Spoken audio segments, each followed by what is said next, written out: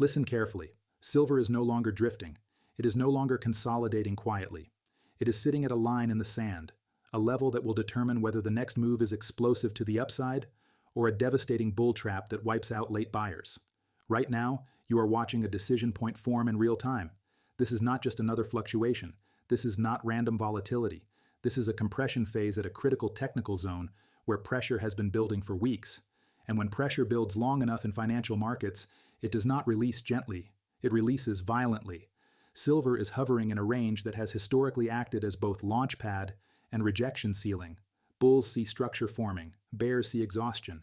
Both sides believe they are about to be proven right. The question is simple. Are we preparing for breakout or walking into a trap? Let's step back. Over the past month, silver has experienced extreme volatility. We saw an aggressive surge to multi-decade highs, followed by a brutal correction that shook confidence across the board. The drop was sharp enough to convince many that the top was in, but the recovery was strong enough to suggest underlying demand had not disappeared. Now price is compressing between rising support and horizontal resistance. That compression is not neutral. It is energy storing itself. When markets compress into narrowing ranges, they are not becoming calm. They are becoming unstable. Think of it as a spring being tightened. The tighter it coils, the more forceful the eventual release. Currently, silver is pressing against a resistance zone that has rejected price multiple times. Each attempt weakens that barrier, but also increases the risk of false breakout. Because here is the truth about critical zones. They are where the most traders get trapped. When price approaches a well-known resistance level, breakout traders prepare to buy. Short sellers prepare to defend. Liquidity increases. Stop-loss clusters build above and below key levels, and large players know exactly where those clusters sit. If price pushes slightly above resistance and then collapses back below, that is a bull trap. Late buyers are forced out. Momentum reverses. Confidence cracks. But if price breaks cleanly, holds above the level, and volume expands, that is confirmation. That is structural shift. So what are we seeing right now? First, support has been rising steadily. Each pullback has created a higher low. That tells you buyers are stepping in sooner on every dip. Sellers are losing ground incrementally. The floor is rising. Second, volatility is contracting. The daily ranges are tightening. That is typical before expansion. Markets rarely stay compressed for long. Third, volume patterns show declining aggression on sell-offs. The most recent dips did not carry the same panic intensity as previous corrections. That suggests seller fatigue, but none of this guarantees breakout, because technical patterns do not operate in isolation. They operate within macro context, and the macro backdrop is complex. On one side, inflation remains sticky. Global debt continues expanding. Monetary authorities face limited flexibility. Real assets benefit in such environments. On the other side, currency strength and short-term liquidity tightening can pressure commodities. Algorithmic trading amplifies intraday swings. Sentiment shifts quickly. This tug of war is visible on the chart. Now let's talk structure. Silver is approaching a neckline-like zone formed after the recent corrective phase. If you map the recent highs and draw horizontal resistance, you will notice repeated rejections at nearly the same level. That is not coincidence. That is supply concentrated in a narrow band. Above that band sits open air, fewer historical rejection points. If price can establish acceptance above resistance, momentum can accelerate quickly. But if price fails here again, a lower high could form.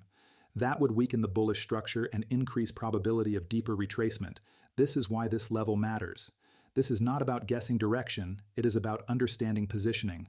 Right now, breakout traders are watching closely. They are prepared to enter on strength. Meanwhile, contrarians are preparing to fade the move if rejection occurs. Large institutions often exploit this exact tension. Imagine price spikes slightly above resistance, triggering breakout buys. Short sellers cover. Momentum algorithms flip long. Then suddenly price reverses sharply back below the breakout zone. Stops cascade. Liquidations begin. What looked like confirmation becomes collapse. That is how bull traps form. And bull traps are brutal because they target confidence. But consider the alternative. If price breaks above resistance, pulls back modestly and finds support at the former ceiling, that converts resistance into support. That is structural change. That is market psychology shifting from doubt to acceptance. You must watch not only the breakout, but the retest. Because real breakouts survive retests. False ones fail immediately. Now let's evaluate sentiment. After the recent correction, many retail participants remain cautious. Fear lingers. Skepticism is high. That is not typically the environment where major tops form. Major tops often form when optimism is universal. Instead, we are seeing hesitation. Hesitation can fuel breakouts because it means sidelined capital exists. When price begins moving decisively, that sidelined capital can chase. However, if hesitation turns into disbelief and price fails to confirm strength, that same sidelined capital can become aggressive selling pressure. Everything hinges on this zone. Let's talk probability. Statistically, consolidation after strong upward trends resolves upward more often than downward, provided higher lows are maintained. Silver's recent price behavior shows higher lows intact. That favors continuation, but continuation requires participation. Volume must expand on breakout attempts. Momentum indicators must shift into positive alignment. Failure to see expanding volume on breakout attempts raises red flags. Right now, we are at the edge. This is where patience matters, because chasing before confirmation increases risk, but ignoring structure entirely risks missing acceleration. So what does the chart say at this exact moment? It says equilibrium is unstable. It says sellers are not as aggressive as they were weeks ago. It says buyers are testing resistance repeatedly. It says compression is nearly complete. And it says the next decisive move will likely be larger than most expect. The danger lies in misreading the first push. If the first breakout attempt lacks conviction, if it occurs on light volume or during low liquidity hours, caution is warranted. If breakout occurs during strong session participation, accompanied by expanding breadth and sustained follow-through, probability shifts strongly toward continuation. We are not predicting. We are preparing. Now let's address downside risk clearly. If silver fails to hold rising support and prints a decisive lower low, the structure changes immediately. The series of higher lows breaks. Momentum flips negative. That opens path toward deeper retracement zones. Critical zones work both ways. Above resistance lies acceleration. Below support lies vulnerability. Right now, price sits in between. This is the calm before resolution. You must understand, markets do not stay indecisive forever. Compression phases resolve, and when they do, the move often surprises both camps. So ask yourself, are we building a launch pad or constructing a trap? The next few sessions will answer that question. Watch resistance, watch support, watch volume, because silver is no longer wandering, it is choosing, and whichever direction it chooses, the move will not be subtle. Now let's go deeper, because surface-level chart reading is not enough at moments like this. When silver sits at a critical zone, you have to understand positioning, liquidity, and incentives, not just candlesticks. Markets move when one side becomes structurally trapped. If bulls are overly confident and leverage is high, it does not take much downside pressure to trigger cascading liquidations.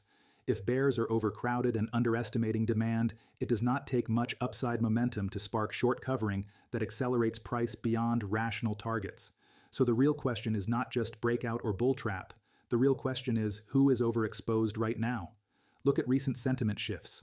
After the correction phase, many short-term traders flipped cautious. Funding rates cooled, retail enthusiasm dropped, social sentiment cooled significantly compared to the euphoric highs. That matters. Bull traps are most effective when enthusiasm is excessive. When everyone expects breakout, that's when false moves hurt the most. But today, enthusiasm is measured. Skepticism still lingers. That reduces the probability of a classic euphoric trap, though it does not eliminate risk. Now examine structure more closely. Silver has been forming a tightening wedge beneath resistance. Higher lows press into a horizontal ceiling. That structure builds pressure upward. Each dip finds buyers sooner. Sellers are forced to defend the same zone repeatedly. Think of it like this. If you keep pushing against a door from below, eventually the hinges weaken. But here's the nuance. If that door is reinforced by macro headwinds, strong dollar, temporary liquidity tightening, risk-off flows, the breakout attempt can fail sharply. This is why macro timing matters. Currently, global liquidity conditions are not collapsing, but they are not aggressively expanding either. Central banks are cautious. Bond markets remain sensitive. Currency volatility persists. Silver thrives in environments where real yields compress and liquidity expands. It struggles when real yields rise aggressively. So while technical compression favors expansion, macro conditions will influence direction. Now let's talk about volume profile. On the recent correction, the heaviest volume printed near the mid-range of the decline, not at the lows. That suggests accumulation occurred during panic, not distribution at the top. If large players were exiting positions aggressively, you would expect heavy volume at the peak. Instead, volume intensified during fear. That is not typical of long-term topping behavior. Additionally, physical market dynamics continue to show tightness. Premiums have not collapsed. Industrial demand has not paused. Supply growth remains constrained. None of those fundamentals suggest structural oversupply. But remember, markets do not move solely on fundamentals in the short term. They move on liquidity and positioning. Right now, resistance remains unbroken. If price surges above it impulsively and closes strong, that breakout must hold. The first pullback after breakout becomes the most important test. If that pullback finds buyers and establishes higher support, continuation toward new highs becomes highly probable. In that case, momentum traders enter, funds rebalance, short sellers cover, volatility expands upward. However, if price spikes above resistance intraday and then closes weak, leaving a long upper wick, that is warning. That is supply stepping in aggressively. That is potential bull trap territory. And if the following session confirms weakness, downside momentum can accelerate quickly. The difference between breakout and trap is not the first move. It is the follow-through. Now consider the psychological layer. Investors who endured the correction are cautious. Many are waiting for confirmation before re-entering aggressively. That creates latent demand above resistance. Once price proves itself, those waiting buyers can fuel extension. At the same time, short-term traders are wary of being trapped again. That hesitation slows early momentum, but if breakout sustains, it forces late entry at higher prices. Momentum builds in stages. First comes disbelief, then acceptance, then enthusiasm, then euphoria. We are somewhere between disbelief and cautious acceptance. That is not the typical emotional environment for a major top. Now let's define clear scenarios. Scenario 1, breakout confirmed. Price closes decisively above resistance with expanding volume. The next pullback respects former resistance as support. Higher highs and higher lows continue. Momentum indicators strengthen. In this scenario, silver transitions from consolidation into expansion phase. Targets shift toward prior highs and potentially beyond. Scenario 2, bull trap. Price briefly pierces resistance but fails to hold. Sellers overwhelm buyers quickly. A strong bearish candle closes back inside the range. Follow-through selling pushes price below rising support. Higher-low structure breaks. Momentum flips negative. Downside targets open toward previous consolidation zones. Both outcomes are possible. So how do you position yourself at a critical zone? You do not guess. You react. If resistance breaks and holds, you align with strength. If resistance fails and structure breaks down, you protect capital and reassess. Critical zones demand discipline, not emotion. Because the most expensive mistake traders make at inflection points is committing fully before confirmation. Now zoom out one more time. Silver remains in a broader structural uptrend on higher time frames. Corrections have been sharp but have not invalidated the larger pattern of rising lows over the long arc. Short-term volatility can feel catastrophic, but higher time frames show resilience. That does not eliminate risk, but it provides context. When you combine tightening compression, rising support, persistent physical demand, and cautious sentiment, probability slightly favors breakout, but only confirmation turns probability into conviction. This is not about predicting the future. It is about reading pressure. And pressure right now is extreme. Support is climbing. Resistance is fixed. Range is narrowing. Liquidity pools are thick on both sides. Stops are stacked. Algorithms are waiting. Resolution is near. The next decisive move will not be small. Silver is standing at a crossroads. A clean breakout opens path toward renewed expansion and potential new highs. A failed breakout invites sharp retracement and renewed doubt.